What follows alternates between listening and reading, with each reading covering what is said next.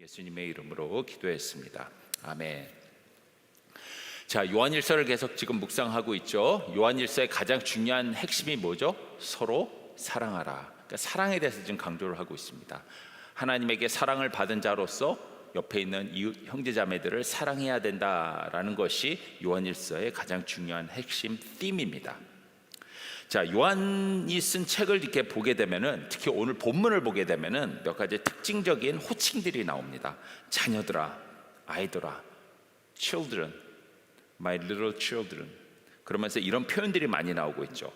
그러니까 요한이 왜 그러면 편지를 쓰면서, 요한일서를 쓰면서 특별히 자녀들아, 아이들아라는 표현을 많이 썼을까? 물론 이 편지를 쓸 때 요한의 나이가 제가 말씀드렸던 것처럼 90대 후반이죠. 거의 100세 조금 안 되는 나이였기 때문에 그가 편지를 쓰고 있고 편지를 읽는 대상자들은 당신보다 다 나이가 어린 사람들이었어요. 그러다 보니까 그의 영적 리더십 아래서 자라났던 후배들을 생각하는 마음에 자녀들아, 아이들아 라고 얘기를 할 수도 있겠죠. 특히 에베소 지역에서 아주 오랫동안에 그 근방에 있는 7교회를 다 총괄하고 있었던 총책임자로서 그 밑에서 배움을 받았던 나이 어린 사역자들이 참 많았을 거예요. 그러다 보니까 그들에게 나의 자녀들아, 나의 영적인 자녀들아, 나의 아이들아 라고 하면서 되게 친근한 마음으로 이런 호칭을 쓰면서 요한일서를 썼다라고 우리가 이해할 수 있습니다. 그러니까 당신의 영적인 아들과 딸들에게 주고 있는 귀한 마음, 그 애틋한 마음을 우리가 지금 이 호칭에서 볼 수가 있다라는 것이죠. 자, 오늘 본문에서도 이러한 호칭들이 나오면서 특별히 그가 지금 이 편지를 쓰고 있는 그 대상자, 성도들을 크게 세 가지 카테고리로 이제 나누고 있는 것을 우리가 볼 수가 있습니다. 12절에서 보게 되면 자녀들아라고 부릅니다.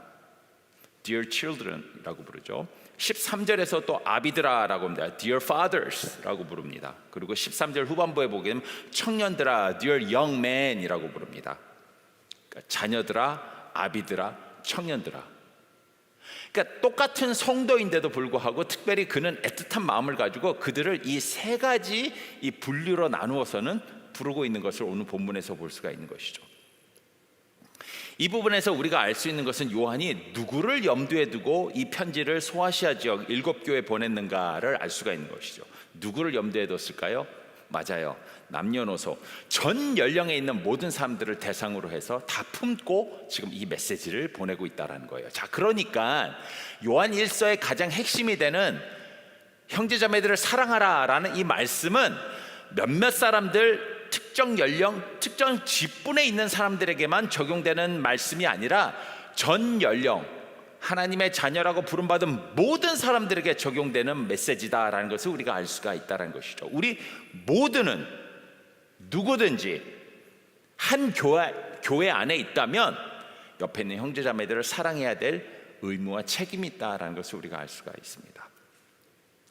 바울이 특별히 이렇게 세 부류의 사람들로 나누고 있는 그 이유가 무엇인가에 대해서 크게 두 가지 해석이 있어요. 첫 번째로는 나이에 따라서 교회 안에 있는 나이가 어린 자녀들, 중등부, 고등부 또는 유아부, 여기 있는 아이들에게 메시지를 주고 또 그의 부모들에게도 메시지를 주고 또 청년들, 싱글들에게도 주면서 이렇게 나이에 따라서 이렇게 분류를 하고 있기 때문에 이런 호칭을 썼다라고 해석을 하는 사람들도 있지만, 또 다른 사람들은 어떻게 해석을 하냐면 이거는 실제로 피지컬 나이에 따라서 이렇게 분류를 한 세 부류가 아니라 믿음의 연륜, 믿음의 크기에 따라서 지금 분류를 하고 있다라고 해석을 하는 사람들도 있습니다. 어떤 해석이 맞을까요?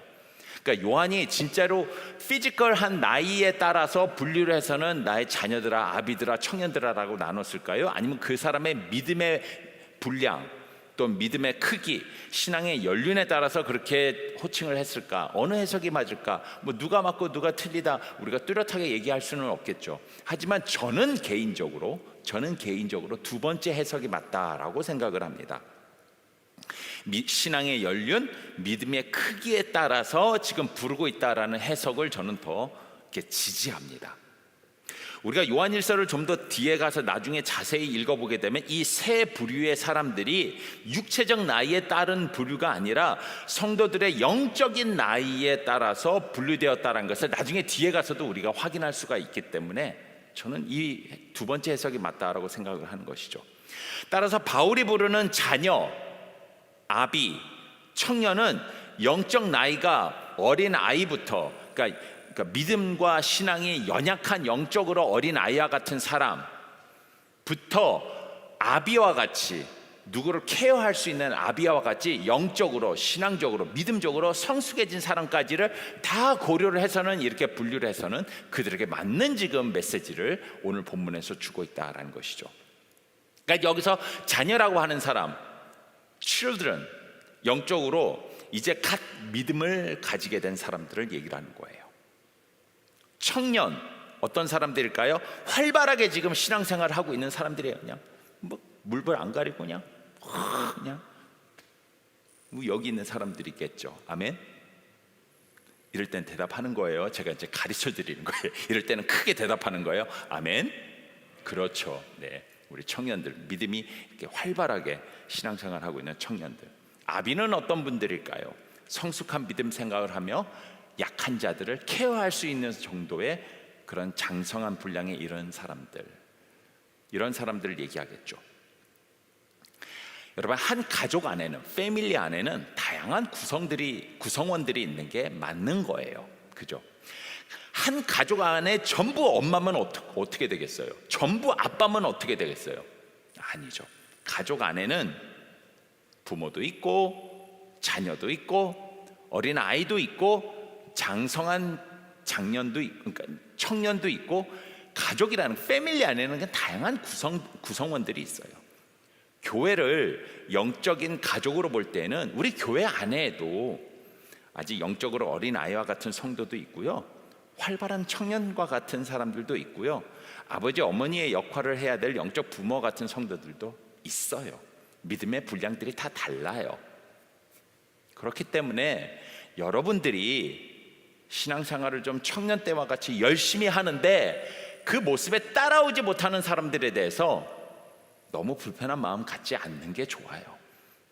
그들에게 오히려 기회를 주며 그들이 또 성장할 수 있도록 같이 케어하는 게 사실은 한 가족 안에서, 영적인 가족 안에서 우리 모두가 가져야 될 모습이겠죠. 예를 들어서 갓난 아기가 있어요. 엄마가 밥을 하고 있어요. 근데 첫째가 나왔어요. 갓난 아기가 거기 가만히 앉아 있어요. 엄마가 밥을 하면 가서 식탁에다가 숟가락도 놓고 냅킨도 놔야 될 텐데, 밥 먹을 준비를 해야 되는데 갓난 아기는 그냥 누워 있어요. 그런다고 여러분이 가가지고 너 왜 엄마가 밥하는데 왜 가서 식탁 안 차려? 그렇게 얘기할 수 없는 거예요. 그렇지 않아요? 믿음도 분량이 있어요. 단계가 있어요. 크고 작음이 있어요. 연약하고 강함이 있다라는 거예요. 그렇기 때문에 한 가족 안에는 이렇게 다양한 구성원이 있다는 것을 요한이 지금 오늘 본문에서 이렇게 다양하게 부르는 호칭을 통해서 우리가 알 수 있다는 것이죠. 히브리서 5장 12절에서 14절 뭐라고 이야기합니까? 이렇게 이야기합니다. 때가 오래되었으므로 너희가 마땅히 선생이 되었을 터인데 너희가 다시 하나님의 말씀의 초보에 대하여 누구에게서 가르침을 받아야 할 처지이니 단단한 음식은 못 먹고 젖이나 먹어야 할 자가 되었도다. 이는 젖을 먹는 자마다 어린 아이니 의의 말씀을 경험하지 못한 자요 단단한 음식은 장성한 자의 것이니 그들은 지각을 사용함으로 연단을 받아 선악을 분별하는 자이니라. 그러니까 지금 분명히 뭐라고 얘기하고 있어요? 교회 안에도, 믿음 안에도, 신앙 안에도 크고 작음, 연약함, 단단함, 성숙함, 다 이게 천차만별 이렇게 차이가 있다는 거예요. 누구는 이 성경 말씀을 지각을 사용해서 잘 알아듣는 사람이 있는가 하면 누구는 이 말씀이 그냥 졸리기만 한 사람도 있다라는 거예요.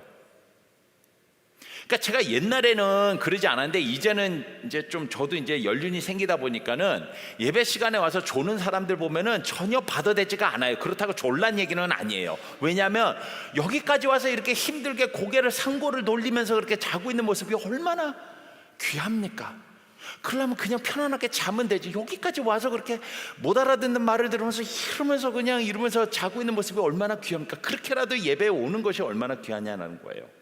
그러니까 그런 것을 이렇게 귀하게 받아주고 이해해 줄 수 있는 그런 믿음의 스테이지를 갖는 것, 구성원들에 대해서, 다양한 구성원들에 대해서 포용하는 마음을 갖는 게 그게 진짜 영적 공동체란 얘기예요. 특히 이제 요한일서에 보게 되면 중요한 핵심 중에 하나가 무엇입니까? 서로 사랑하는 사람으로 성장하라는 것이죠. 서로 사랑하라는 거예요. 그러려면은 내가 어떤 영적 스테이지에 있는가, 또 내 옆에 있는 형제자매가 어떤 영적 스테이지에 있는가를 잘 이해하고 포용하고 받아주는 모습이 필요하다라는 거예요. 예를 들어서 어린아이와 같은 자들에게는, 영적으로 어린아이와 같은 자들에게는 무엇이 필요합니까?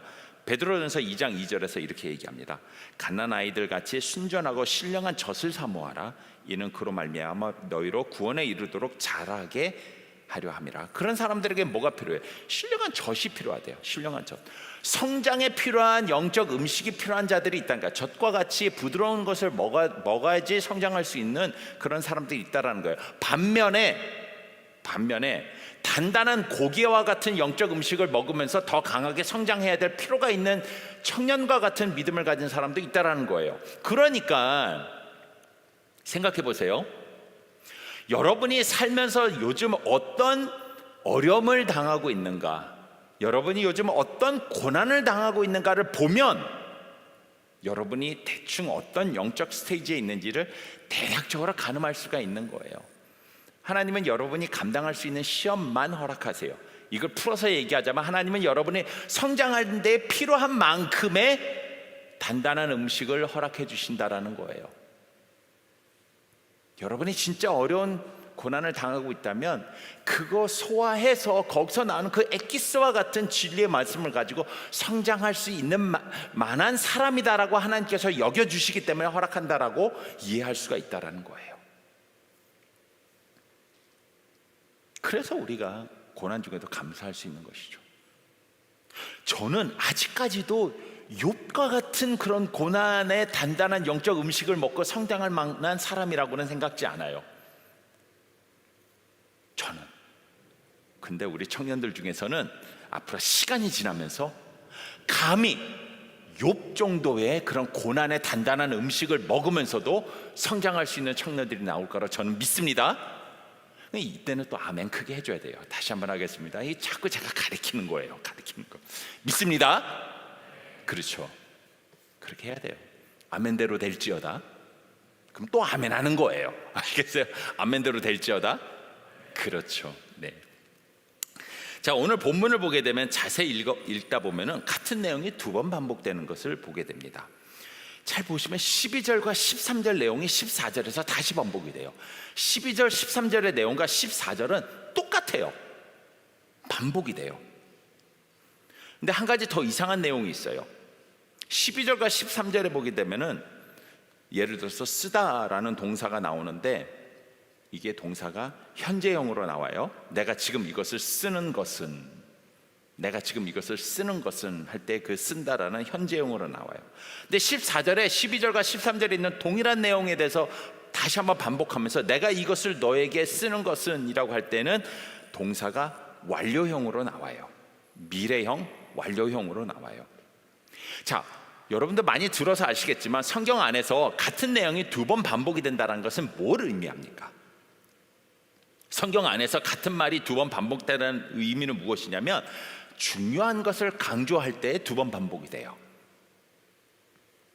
진실로 진실로 내가 너에게 이르노니 Truly truly I say to you. 근데 오늘 본문에서는 이상한 점이 무엇이냐면 두 번 연달아서 반복하는데 굳이 반복하는 그 두 동사의 시제가 달라요. 앞에는 현재형이고 뒤에는 미래형이에요. 이게 문법상 말이 안 맞아요. 이 애매하고 이해가 되지 않는 부분에 대해서 또 학자들이 막 연구합니다. 이거 왜 그러면 두 개의 같은 내용을 반복을 하면서 첫 번째 썼던 동사와 두 번째 쓰는 동사를 다르게 쓰느냐? 어떤 학자는 이렇게 얘기하더라고요. 12절과 13절을 내용을 쓰고 있는데 갑자기 누가 찾아온 거예요, 요한을. 그러니까 12절과 13절 썼는데 현재형으로 막 썼는데 누가 찾아와서 요한 선생님, 잠깐만, 그럼 펜을 내려놓고는 그 사람을 만나서는 한참 뭐라고 얘기했다가 다시 와가지고 14절 치면서 아까 내가 썼던 그 내용은 하면서 미래형으로 완료형으로 썼다 이렇게 기록하는 사람들도 있어요. 다시 반복하면서 그렇게 했다. 이 텀이 있다, 쓴 텀이 있기 때문에라고 얘기하는 사람들도 있어요. 그런데 최근에 학자들은 뭐라고 얘기를 하냐면 다른 의견을 내요. 같은 내용을 반복할 때 특별히 두 동사를 다른 시제로 쓸 경우에는 앞에는 현재형을 쓰고 뒤에는 완료형이나 미래형을 쓰고, 이거는 뭐냐면 그 내용을 읽는 독자들에게 아주 강조하기 위한 독특한 그 당시에만 사용된 문학적 기법이다라고 얘기를 해요. 그러니까 쉽게 말해서 이거 진짜 중요한 거, 이거 너무너무 중요한 거란 사실을 강조하기 위해서 같은 내용을 두 번을 쓰면서 동사의 시제를 다르게 쓰는 것이 그 당시 때만 사용이 되었었던 글쓰기 기법이었다라는 거예요. 예를 들어 볼까요? 이사야서 6장 9절에 뭐라고 돼 있냐면 이렇게 돼 있습니다. 여호와께서 이르시되 가서 이 백성에게 이르기를 너희가 듣기는 들어도 깨닫지 못하고 보기는 보아도 알지 못한다. 듣기는 들어도 동사가 두 번 반복되죠. 보기는 보아도 동사가 두 번 반복되죠. 그런데 그 듣기는 들어도의 두 동사가 시제가 다를까요? 달라요. 무슨 뜻인지 알죠? 니네 진짜 하나님의 말씀을 듣고 듣는데도 어쩜 이렇게 못 알아듣니? 라는 것을 강조하기 위해서 이렇게 표현을 한 거예요. 그러니까 답답한 마음을 얘기를 하는 거죠. 보기는 보아도 두 개의 시제가 다를까요? 달라요. 왠지 아세요? 어쩜 이렇게 하나님의 역사를 보고도 이렇게 못 알아먹니? 라고 답답한 마음을 강조할 때 이렇게 했다라는 거예요. 히브리서 6장 같은 경우는 하나님이 아브라함에게 복을 주실 때에 주신 말씀을 묘사하는 구절인데 잘 들어보세요. 히브리서 6장 14절입니다. 내가 반드시 너를 복주고 복주며, 그죠? 두 번 반복되죠. 근데 복을 준다에서 두 동사가 시제가 다를까요? 달라요. 희한하죠. 첫 번째는 부정사고요, 뒤에는 미래형 완료형이에요. 뭘까요? 하나님이 아브라함에게 내가 반드시 복을 꼭 준다를 강조할 때에 이런 글쓰기 기법으로 쓴 거예요. 반복하는데 두 동사의 시제가 다른 것. 그러니까 오늘 본문에서도 요한이 이런 기법으로 내가 너희에게 썼고 쓴다라는 그 두 번 반복되는 단어를 다른 동사 시제로 쓴 것은 여기서 오늘 본문에서 다루고 있는 내용이 얼마나 중요한가를 지금 요한이 강조를 하고 있다라는 사실인 것이죠. 그러니까 오늘 본문에서 요한이 이 다른 시제를 통해서 두 번이나 반복해서 쓰고 있는 그 가장 중요한 핵심이 뭐냐면, 교회라는 가족 공동체 안에는 다양한 영적 나이의 신자들이 존재한다라는 것을 잊지 말라라는 거예요. 그리고 또한 자신의 영적 나이, 영적 스테이지, 믿음의 스테이지에 알맞는 훈련을 통해서 더욱더 성장하고 성숙하는 사람으로 나아가야 된다. 이 두 가지를 지금 강조하기 위해서 이런 식으로 썼다라는 것이죠. 아시겠습니까? 이해되시죠? 자, 그렇다면 하나님을 사랑하고 이웃을 사랑하는 영적으로 성숙한 사람으로 성장하기 위해서 하나님께서는 그 다른 믿음의 스테이지에 있고 다른 영적 분량에 있는 사람들에게 어떤 커스터마이즈된, 어떻게 맞춤형 영적 훈련들을 허락해 주셔서 성장하게 하실까? 그거 이제 오늘 우리가 본문을 통해서 좀 확인해 보자라는 것이죠. 그래서 한번 자신의 믿음의 상태, 영적 수준이 어느 스테이지에 있는지를 한번 고민해 보세요. 생각해 보세요. 나는 지금 어린아이와 같은 믿음의 상태에 있는가? 나는 청년과 같은 믿음의 상태에 있는가? 아니면 나는 아비와 같은 믿음의 상태에 있는가? 그 사람들에게 맞는 영적 훈련을 허락해 주셔서 그 사람들이 계속해서 그 상태에 머물지 않고 성장할 수 있도록 하나님께서 훈련을 허락해 주신다. 그러면 그 각 스테이지에 맞는 훈련들은 무엇일까? 하나하나 우리 함께 좀 살펴보는 시간 갖도록 합시다. 첫 번째로, 어린아이와 같은 영적 상태에 있는 자들에게 하나님께서 허락해 주시는 훈련은 복음에 대한 확신을 가질 수 있는 훈련을 허락해 주신다는 거예요. 복음에 대한 확신. 자, 영적으로 어린아이와 같은 자녀들에게 지금 12절에서 요한이 뭘 강조하고 있죠? 12절 함께 보시죠. 자녀들아, 내가 너희에게 쓰는 것은 너희 죄가 그의 이름으로 말미암아 사함을 받았으며 그러니까 지금 영적으로 이제 막 믿음이 생긴 사람들, 영적으로 막 예수님을 믿게 된 사람들에게 지금 요한이 가장 먼저 강조하고 있는 게 무엇이냐면, 이거 잊지 말고 기억해라. 너희가 죄 사함을 받았다라는 사실을 잊지 말아라. 복음에 대해서 얘기를 하고 있는, 복음에 대해서. 그러니까 이제 영적으로 이제 막 신자가 된 사람들, 이제 막 교회를 나오기 시작한 사람들, 영적으로 아직까지 단단한 음식을 먹을 수 없는 그 신령한 젖과 같은 것을 먹으면서 조금씩 성장해야 될 필요가 있는 가난 아이와 같은 사람들이 배우고 깨닫고 느껴야 될 가장 중요한 사실이 무엇이냐면, 복음이 무엇인가. 특별히 그 복음 안에서도 내가 죄 사함을 받은 은혜를 누리는 하나님의 자녀가 되었다라는 사실을 깨닫는 훈련이 필요하다라는 거예요.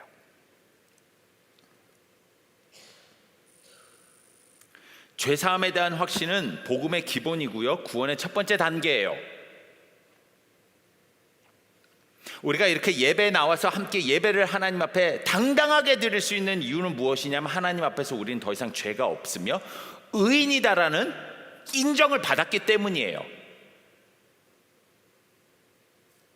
여러분이 만약에 죄사함에 대한 확신이 없고 하나님 앞에서 늘 죄인이다, 그러니까 말이 좀 희한해요. 보세요, 맞아요. 살면서 주님 나는 죄인입니다라는 겸손한 마음으로 살아가는 거 괜찮아요. 그게 중요해요. 그런 겸손한 마음이 필요하지만, 그럼에도 불구하고 그 전에 먼저 여러분들에게 있어야 될 것이 무엇이냐면, 나는 이제는 죄인이 아니라 의인이다. 하나님 안에서 나의 죄는 모두 사함을 받아서 하나님 앞에 내가 당당하게 나가서 하나님 앞에 예배드릴 수 있는 하나님의 자녀가 됐다라는 확신이 필요하다라는 거예요. 그럼에도 불구하고 살아가면서 우리가 종종 죄를 짓죠. 연약하죠. 그럴 때마다 주님, 내가 죄인이 아닌데도 또 죄를 지었습니다라는 겸손한 마음을 가지는 건 중요해요. 하지만 믿음이 처음 시작한 사람들에게 있어서 가장 중요한 훈련, 가장 중요한 깨달음, 가장 중요한 복음의 진리는 뭐냐면, 너는 더 이상 사망과 어둠의 권세 아래에 있는 죄인이 아니라 죄사함을 받아 하나님 앞에서 당당하게 설 수 있는 의인이 되었다라는 사실에 대한 확신이라는 것이죠. 이거 어떤 사람은 한 번에 이 확신이 생길 수도 있지만, 어떤 사람들은 갓난아이와 같은 믿음이 가진 사람, 있는 사람, 연약한 믿음이 있는 사람은 이 확신이 종종 계속해서 어느 스테이지에서는 필요할 때가 있어요. 자꾸 필요할 때가 있어요. 잘 깨달아야 될 때가 있어요. 반복적으로 배워야 될 때가 있어요. 베드로가 오순절 사건이 일어난 후에 가장 먼저 대중 앞에서 설교를 할 때에 어떻게 설교를 했냐면, 이렇게 설교를 합니다. 사도행전 2장 36절에서 37절입니다. 그런즉 이스라엘 온 집은 확실히 알지니 너희가 십자가에 못 박은 이 예수를 하나님이 주와 그리스도가 되게 하셨느니라 하느니라. 이렇게 메시지를 전했어요. 자, 그러자 이 얘기를 들었던 사람들이 어떤 반응을 보였는가? 그들이 이 말을 듣고 마음에 찔려 베드로와 다른 사도들에게 물어 이르되, 형제들아 우리가 어찌할꼬? 형제들아 우리가 어찌할꼬? 이거 진짜 중요한 반응이에요. 이 무슨 반응이냐면, 복음을 들었을 때에 내가 어떤 존재인가를 깨닫게 됐을 때 나타나는 가장 첫 번째 믿음의 반응이라는 거예요. 내가 옛날에는 죄인인 줄 몰랐어요. 내가 뭐 그렇게 남의 사기친 것도 없고 내가 뭐 그렇게 한 것도 없는데, 근데 자꾸 죄인이래요. 근데 어느 날 예수 그리스도를 만나고 복음을 들었더니 내가 얼마나 죄인인가가 느껴지게 되는 거예요. 내가 얼마나 죄가 많은 사람인가가 느껴지게 돼요. 그랬을 때에 나타나는 가장 처음으로 나타나는 반응이 뭐죠? What should I do? 내가 어떻게 해야 되지? 복음이 제대로 들어갈 때에 나타나게 되는 반응이에요. 자, 그러자 그 반응에 대해서, 영적 민감함에 대해서 계속해서 베드로가 이야기합니다. 38절이에요. 사도행전 2장 38절. 베드로가 이르되 너희가 회개하여 각각 예수 그리스도의 이름으로 세례를 받고 죄 사함을 받으라. 그리하면 성령의 선물을 받으리라. 뭐 하라고요? 회개하고 죄 사함 받으래요. 가장 먼저 회개하고 예수 그리스도께서 나의 죄를 위해서 십자가에서 돌아가셔서 나는 더 이상 죄인이 아니다라는 사실을 믿고 죄 사함을 받으라. 이 확신 가져라. 믿음이 처음 시작되는 사람들, 믿음이 연약한 사람들에게 필요한 확신이며, 이 확신을 갖기 위해서 하나님께서는 계속해서 말씀을 주시고 훈련을 주신다라는 사실입니다. 똑같은 진리를 오늘 본문에서도 요한이 교회에게 전하고 있는 거예요. 너희 중에 아직 확신이 없는 사람들, 또는 예수를 막 믿은 사람들, 예배에 처음 나온 사람들, 교회에 처음 들어온 사람들, 괜찮아. 너희들에게 필요한 훈련과 가르침을 줄게. 죄사함에 대한 깊은 믿음, 확신, 이걸 가지고 말씀을 천천히 먹으면서 성장해라. 이게 바로 어린아이와 같은 믿음에 있는 자들에게 하나님께서 허락해 주신 첫 번째 영적 훈련이다라는 겁니다. 특히 누가 우리의 죄를 사해 주시는가에 대한 깨달음, 확신은 너무나도 중요합니다. 누가 우리의 죄를 사해 주셨죠? 누가 대신 우리의 죄를 짊어지시고 십자가에서 돌아가셨죠?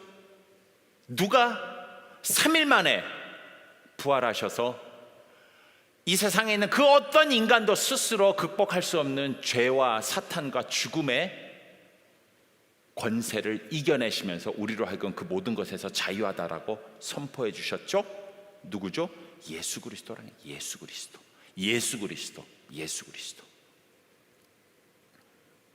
그래서 우리가 누군가를 사랑할 수 있을 정도의 스테이지로 성장하기 위해서 지금 영적으로 어린아이와 같은 사람이 있다면 그 자들은 먼저 어떤 훈련? 바로 죄사함을 받아 죄사함을 받은 의인이다라는 확신을 가지면서 하나님의 사랑을 더욱더 깊이 느끼는 그 훈련이 필요하다라는 겁니다. 우리 청년들 중에서도 이 사랑에 깊이 빠지는 그런 역사들이 많이 일어나기를 간절히 소망합니다. 예수 그리스도를 만나게 되고 죄사함을 받아서 내가 하나님 앞에서 당당한 의인으로 예배를 드릴 수 있다는 것보다도 더 영광스러운 일은 없다라고 저는 믿습니다. 이 확신에 대하여 하나님께서 계속해서 여러분들에게 훈련을 주시고 가르침을 주시고 기회를 주실 때에 그 기회 붙잡으시고 그 훈련 잘 받으셔서 점점 더 믿음이 성장해 나가는, 원수까지도 사랑할 수 있는, 이웃을 사랑할 수 있는 사람으로 성장하는 우리 청년들이 되기를 간절히 소망합니다. 자, 두 번째로 요한이 언급하는 분류의 사람들은 어떤 사람들이죠? 아비드라였습니다. 아비드라. 이들에게는 뭘 강조합니까? 13절입니다. 제가 읽습니다. 아비들아, 내가 너에게 쓰는 것은 너희가 태초부터 계신 이를 알았음이요. 자, 영적으로 어느 정도 좀 성숙한 상태에 있는 사람들에게 필요한 훈련이 뭐라고 얘기를 합니까? 태초부터 계신 이가 누군지를 아는 것이다라고 얘기를 합니다. 태초부터 계신 이가 누군지 아는 것. 영적으로 성숙한 부모와 같은 신자들, 하나님과 예수님이 이 천지를 창조하신 창조주이며 태초부터 계신 이라는 사실을 끊임없이 알고 깨닫고 훈련받아서 이 사실이 내 삶 속에 스며들 수 있도록 계속해서 성장해야 된다는 것이, 이게 뭘 얘기하냐면, 좀 더 깊이 들어가서 얘기를 하자면 이건 뭐냐면, 여러분들에게 하나님의 눈과 하나님의 마음으로 세상을 볼 수 있는 성경적 세계관을 가지라는 의미예요.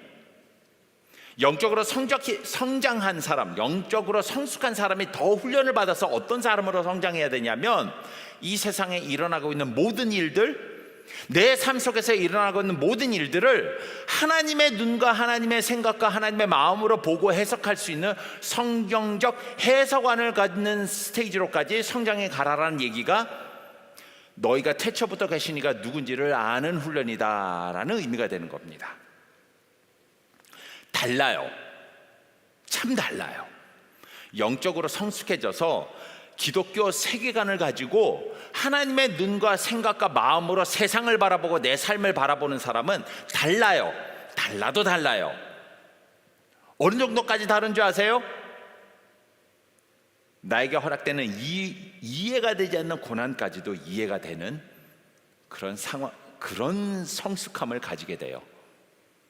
남들이 아무리 봐도 이거는 정말 너무한다 싶을 정도의 일이 내 삶 속에 일어나도, 또는 내 주변에 일어나도,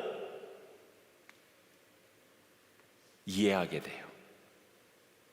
성경적 관점으로 이해하게 돼요.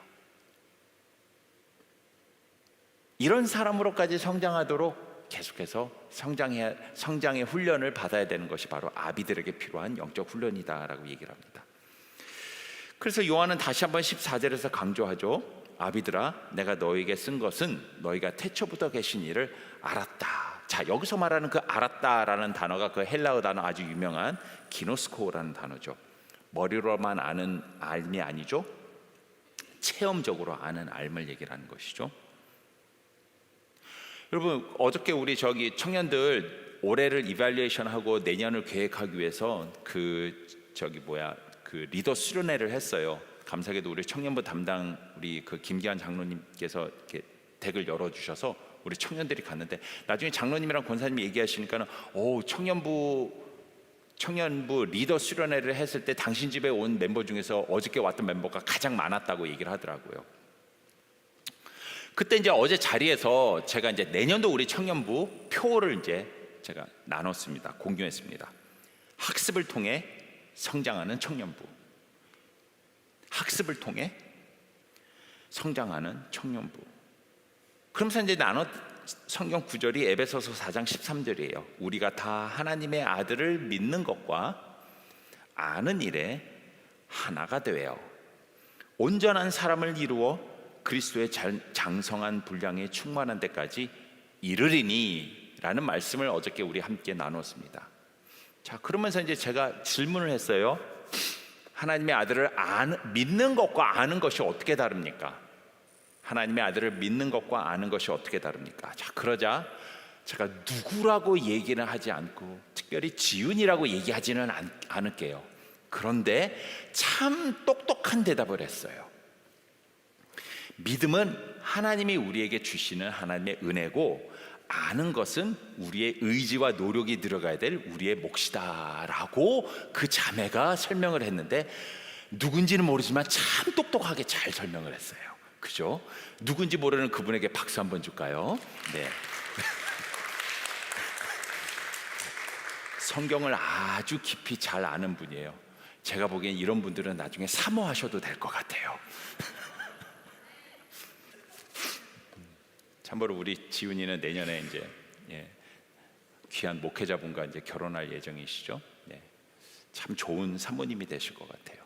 기대가 돼요. 맞아요.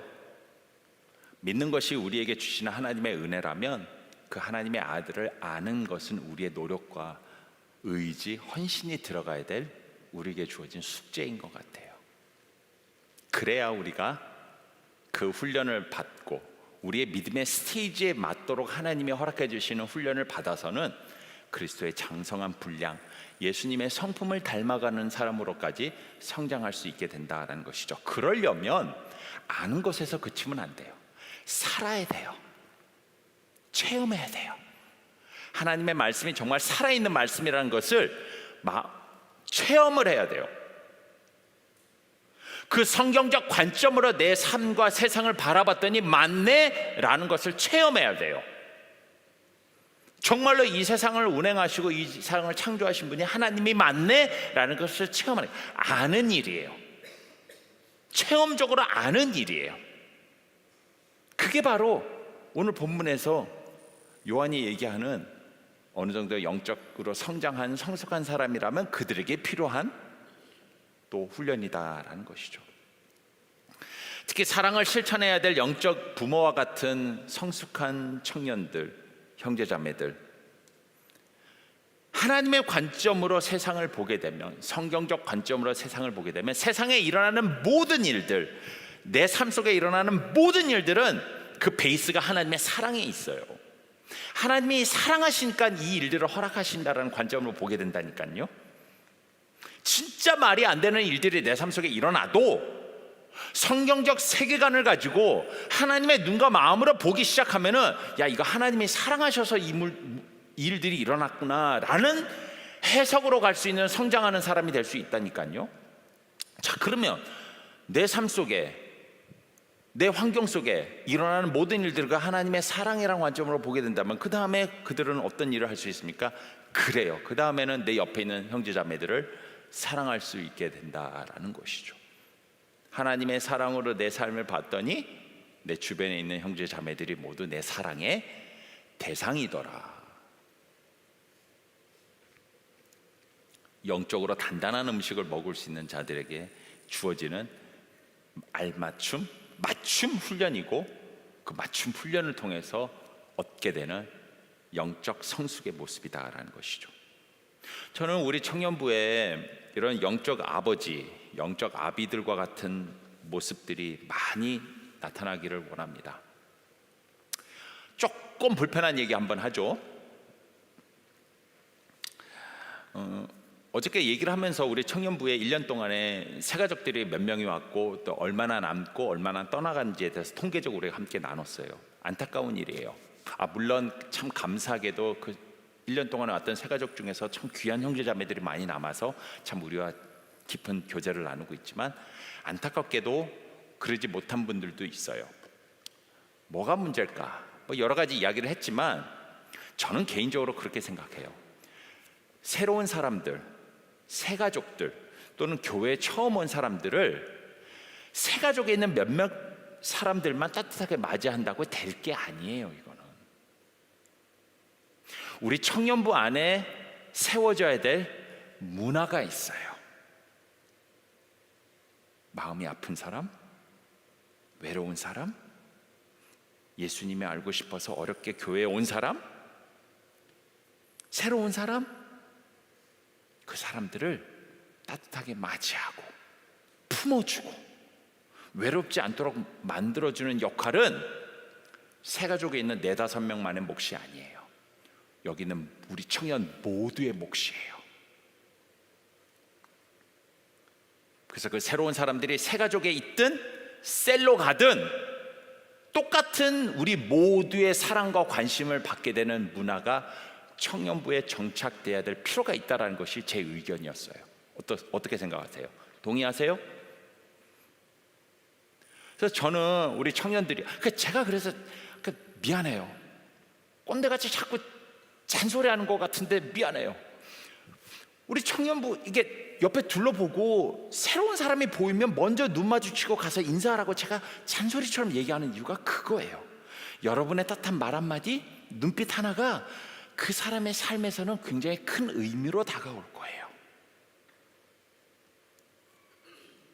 외롭고 힘들잖아요? 그러면 들판에 나갔는데도 바람에 흔들리는 이름 모를 꽃 하나가 되게 반갑게 느껴지는 법이에요.